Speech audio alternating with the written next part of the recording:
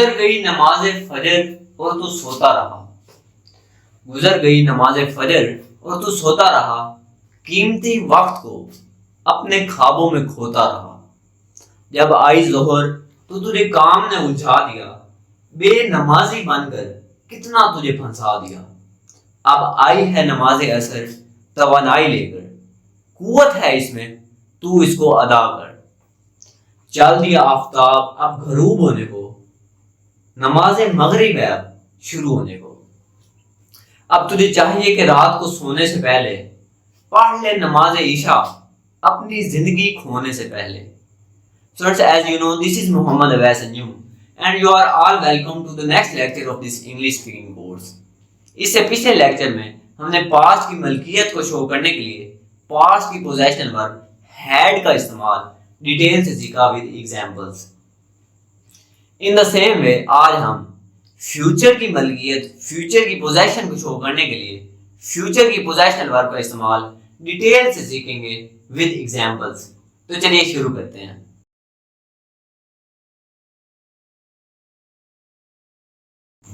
तो स्टूडेंट्स, हमने प्रेजेंट और पास्ट की मलकियत को शो करने के लिए हैज, हैव और हैड का इस्तेमाल सीख लिया है। अब बारी है फ्यूचर की। दोस्तों, फ्यूचर की पोजेशन और फ्यूचर की मलकियत को शो करने के लिए फ्यूचर की पोजेशनल वर्ब विल हैव का इस्तेमाल किया जाता है। फॉर एग्जांपल, 2 साल के बाद मुबीन के पास एक गाड़ी होगी। अभी नहीं है उसके पास, लेकिन आने वाले कुछ अरसे में, कुछ सालों में उसके पास होगी। तो ऐसे सेंटेंसेस बनाने के लिए हम विल हैव का इस्तेमाल करते हैं।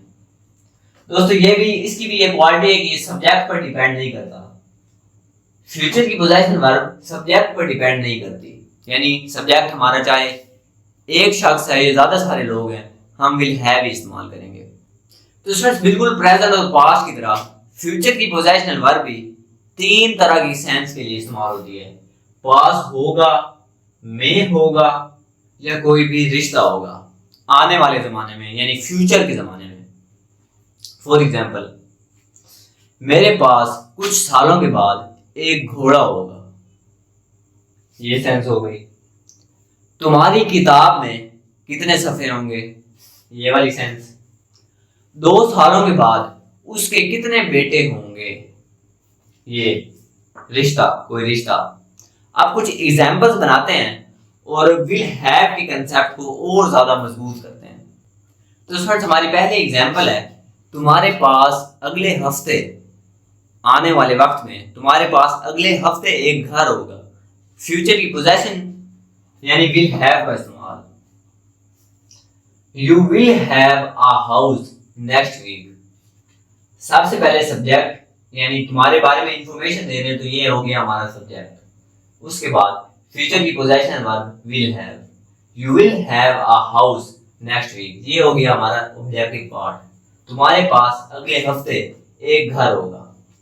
अब स्टूडेंट्स, इस सेंटेंस का नेगेटिव बनाते वक्त आपने इस बात का ख्याल रखना है कि जिस तरह हम फ्यूचर की स्टेटिक वर्ब विल बी को नेगेटिव सेंटेंसेस में यूज करते हुए विल बी को जुदा करते थे, यानी विल बी के दरमियान में नोट लगा देते थे, same is the case here. हमें यहाँ पर विल हैव के दरमियान में नोट लगाना है, यानी विल हैव को जुदा करना है। You will not have a house next week. अगले हफ्ते तुम्हारे पास एक घर नहीं होगा। अब इंट्रोगेटिव सेंटेंसेस बनाते वक्त आपको पता है कि हेल्पिंग वर्ब को हम शुरू में ले जाते हैं, तो यहाँ पर हेल्पिंग वर्ब यूज हुई है विल। विल को शुरू में ले जाओ, will you have a house next week, इसका मतलब है क्या तुम्हारे पास अगले हफ्ते एक घर होगा। डबल इंट्रोगेटिव यानी एक सूटेबल WH वर्ड का इजाफा। when will you have a house। अब हम ये पूछ रहे हैं कि तुम्हारे पास एक घर कब होगा, तो हम नेक्स्ट वीक नहीं लगा सकते, क्योंकि हम यही पूछ रहे हैं कि कब होगा। तुम्हारे पास एक घर कब होगा, when will you have a house। Students, हमारी नेक्स्ट एग्जांपल है, फातिमा के पास अगले साल एक आईफोन होगा। अगले साल यानी फ्यूचर की बात कर रहे हैं, और पास होगा, ये वाली सेंस है हमारी, पास होगा। तो सबसे पहले सब्जेक्ट जिसके बारे में इंफॉर्मेशन दी जा रही है फातिमा। फिर आगे आ गया पोजेशनल वर्ब और फिर objective part. Fatima will have an iPhone next year. अगले साल फातिमा के पास एक आईफोन होगा। नेगेटिव विल हैव को जुदा करना है, इसके दरमियान में नोट लगाना है। Fatima will not have an iPhone next year. Fatima के पास अगले साल एक आईफोन नहीं होगा। इंट्रोगेटिव में एज यूजुअल हेल्पिंग वर्ब को शुरू में ले जाते हैं। Will Fatima have an iPhone next year, यानी हम सवाल पूछ रहे हैं कि क्या अगले साल फातिमा के पास एक आईफोन होगा। डबल इंट्रोगेटिव एक सूटेबल WH वर्ड का इजाफा। How how will Fatima have an iPhone next year. अगले साल फातिमा के पास आईफोन कैसे होगा। हमारी नेक्स्ट एग्जांपल है, इस मोबाइल में बहुत से गाने होंगे। इस मोबाइल में बहुत से गाने होंगे, यानी ये में होगा वाली सेंस। सबसे पहले सब्जेक्ट, फिर वर्ब और फिर objective part. This mobile will have many songs. इस मोबाइल में बहुत से गाने होंगे। नेगेटिव बनाने के लिए इन दोनों को जुदा कर दो। This mobile will not have many songs. Interrogative helping verb शुरू में। Will this mobile have many songs. क्या इस मोबाइल में बहुत से गाने होंगे। अब डबल इंट्रोगेटिव एक सूटेबल WH वर्ड की एडिशन। स्टूडेंट्स आपको इतना तो पता है कि जब हम हाउ मैनी का इस्तेमाल करते हैं तो उसके साथ हम जिस चीज के बारे में बात कर रहे हो वो साथ जोड़ कर लिखते हैं। यानी हाउ मैनी सॉन्ग्स की बात कर रहे थे तो ये हाउ मैनी के साथ जोड़ के लिखना है। कुछ स्टूडेंट्स यहाँ पर ऐसी गलती करते हैं, वो सेंटेंस कुछ यूं बनाते हैं, how many will this mobile have songs. इस मोबाइल में कितने गाने होंगे, वो इस तरह बनाते हैं, how many will this mobile have songs, जो बिल्कुल गलत तरीका है। इसका सही तरीका है how many songs will this mobile have. इस मोबाइल में कितने गाने होंगे। अब बढ़ते हैं अपनी नेक्स्ट एग्जांपल की तरफ। हमारी अगली एग्जांपल है, आपकी अलमारी में बहुत से कपड़े होंगे। में होंगे यानी ये वाली सेंस। तो सबसे पहले हम लगाएंगे सब्जेक्ट, फिर वर्ब और फिर ऑब्जेक्टिव पार्ट। योर एलमीरा, अलमारी को इंग्लिश में कहते हैं almirah. Your almirah will have many clothes. Sir ये योर नहीं होता, देसी इंग्लिश में से योर पढ़ते होंगे, लेकिन इसको सही तरह ऐसे पढ़ते हैं your almirah will have many clothes. तुम्हारी अलमारी में बहुत से कपड़े होंगे। अभी नहीं है, फ्यूचर की बात कर रहे हैं कि फ्यूचर के जमाने में होंगे। नेगेटिव विल हैव को जुदा करना है। Your almirah will not have many clothes. आपकी अलमारी में बहुत से कपड़े नहीं होंगे।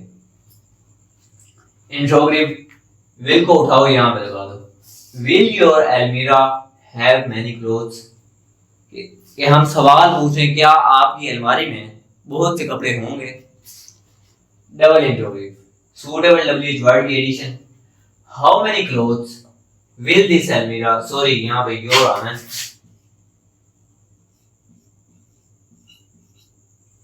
How many clothes will your एलमीरा हैव। आपकी अलमारी में कितने कपड़े होंगे। फ्रेंड्स हमारी नेक्स्ट एग्जांपल है, अगले साल असलम के 2 बेटे होंगे। इसे रिश्ते की बात कर रहे हैं फ्यूचर में, तो ये वाली सेंस है। सब्जेक्ट, वर्ब और objective part. Aslam will have 2 sons next year.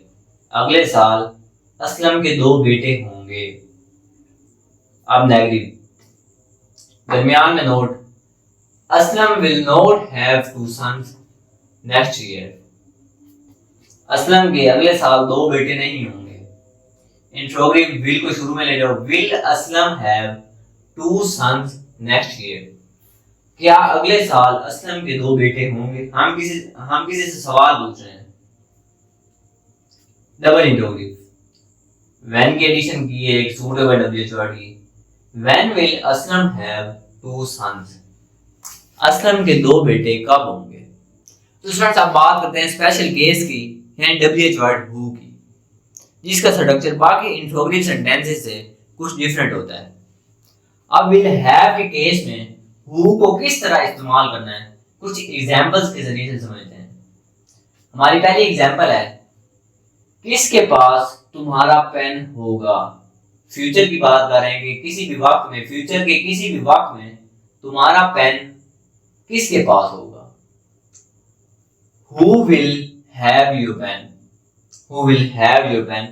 तुम्हारा पेन किसके पास होगा। Next, Who will have a good mind? एक अच्छा ज़हन, एक अच्छा दिमाग किसके पास होगा। Who will have a good mind? Next, who will have 1000 rupees? किसके पास 1000 रुपए होंगे, यानी कौन है वो जिसके पास 1000 रुपए होंगे। Who will have 1000 rupees? तो स्टूडेंट्स, आप बात करते हैं आपके होमवर्क की। मैं 3 सेंटेंसेस आपको बताता हूँ, इनकी इंग्लिश बनाकर आपने कमेंट्स बॉक्स में मेंशन करना है, ताकि मुझे भी पता चले आपको आज का लेक्चर कितना समझ आया है। सेंटेंस नंबर 1, अगले साल मेरे पास भी एक गाड़ी होगी। सेंटेंस नंबर 2, क्या इस पार्क में 20 झूले होंगे। सेंटेंस नंबर 3, आपकी जेब में कितने पैसे होंगे। इनकी इंग्लिश बनाकर आपने कमेंट्स बॉक्स में मेंशन करना है। इसके साथ ही मुझे दीजिए इजाजत। आपके प्यार भरे कमेंट्स को बहुत बहुत शुक्रिया। मिलते हैं नेक्स्ट वीडियो में, तब तक के लिए टेक केयर, अल्लाह हाफिज। तो स्टूडेंट्स, पढ़ तो काफी लिया है, अब वक्त है थोड़ा बहुत हंसने का, अपने आप को थोड़ा रिलैक्स करने का।